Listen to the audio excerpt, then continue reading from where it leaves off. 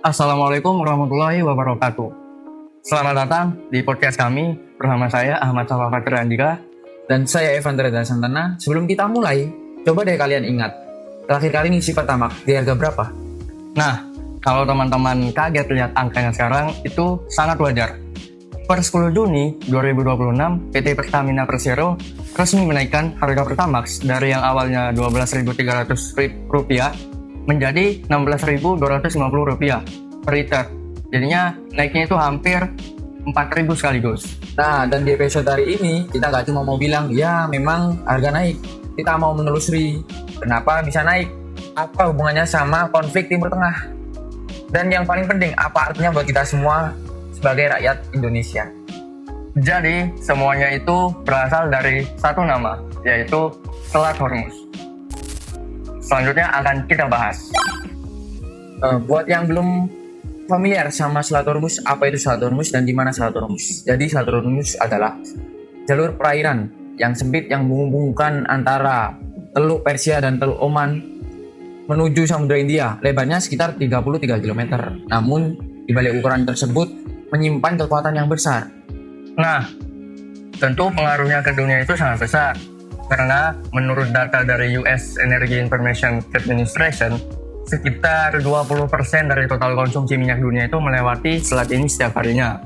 Setara dengan 20 hingga 21 juta barel per hari.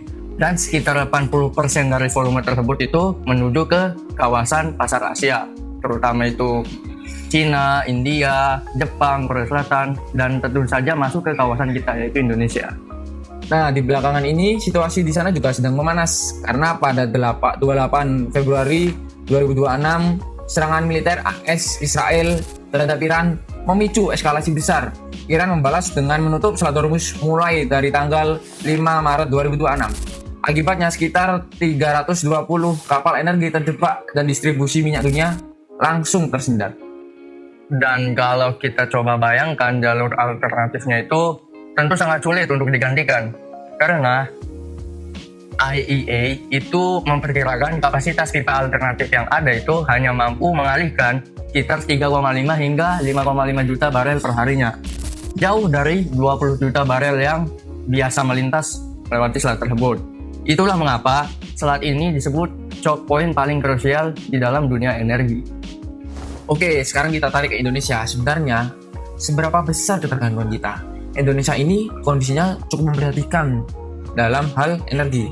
Produksi minyak nasional kita saat ini hanya di kisaran 600.000 per barel per hari itu.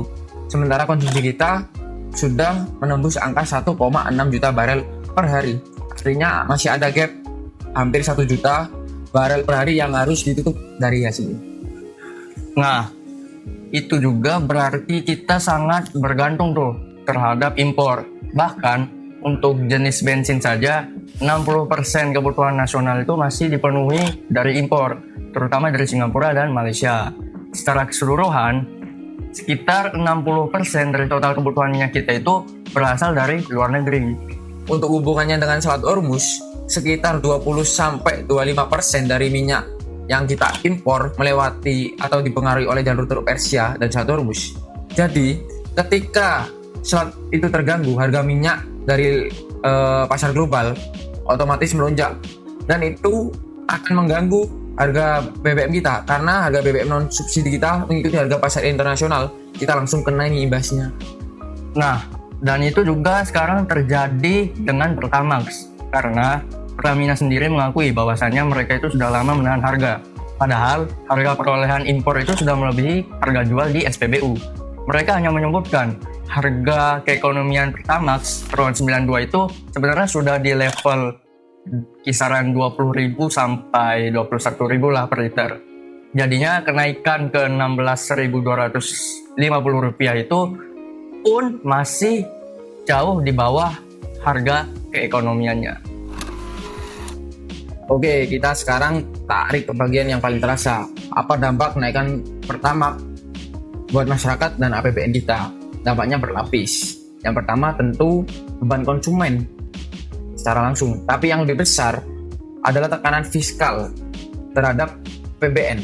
Setiap kenaikan harga minyak $1 per barel di atas asumsi APBN, itu berpotensi menambah beban negara sekitar 6,8 sampai 10,3 triliun. Dan juga APBN 2026 itu disusun dengan asumsi harga minyak itu sekitar $70 Amerika Serikat per barelnya. Padahal ketika konflik itu memuncak, harga itu sempat menembus hingga $110 AS per barelnya. Bahkan untuk minyak dari Timur Tengah pun itu mendekati $164 per barel.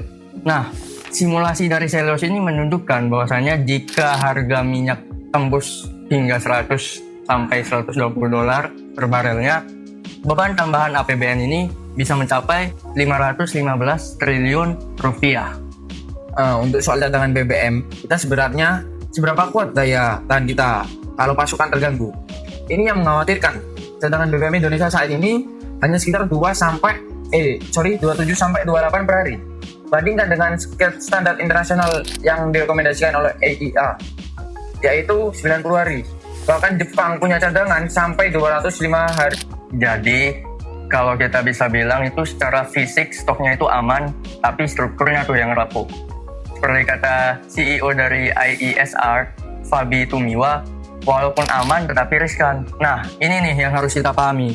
Masalahnya itu bukan sekedar harga bensin yang naik, tapi juga ada kerentanan struktural tuh di sektor energi kita yang perlu untuk diselesaikan jangka panjang. Sekarang dari sisi diplomatik dan kebijakan, langkah konkret yang sudah seharusnya dilakukan Indonesia ada beberapa yang menarik. Pertama, pemerintah melalui Kementerian ESDM sudah menargetkan penghentian impor bensin RON 92, 95, dan 98 mulai 2027 sebagai bagian dari strategi kedaulatan energi. Kilang Balikpapan yang baru diresmikan juga diharapkan bisa mengurangi impor sekitar 5,5 juta ton bensin per tahun. Nah, kalau kita bahas dari sisi geopolitiknya nih, cukup menarik nih kalau kita bahas secara akademis ya. Karena Indonesia dengan prinsip bebas aktif memang tidak memihak, tapi kita juga tidak boleh pasif. Kabar baiknya itu, pada 23 Juni 2026, Iran dan AS mencapai kesepakatan yang mencakup pemulihan pelayaran di Selat Hormuz. Dan selat itu kini kembali terbuka penuh. Tapi masalahnya belum selesai, karena masalah strukturalnya tetap ada. Indonesia masih harus diverifikasi sumber energi, mempercepat transisi ke IBT, dan membangun cadangan energi strategis yang lebih kuat. Karena konflik geopolitik seperti ini bisa terjadi kapan saja, dan kita tidak bisa terus-menerus jadi korban dan volatilitas pasar global. Jadi teman-teman, sekarang kita sudah sampai di penghujung episode nih. Kalau mau kita rangkum dalam satu kalimat, kenaikan Pertamax ke Rp16.250 itu bukan sebuah keputusan yang asal-asalan.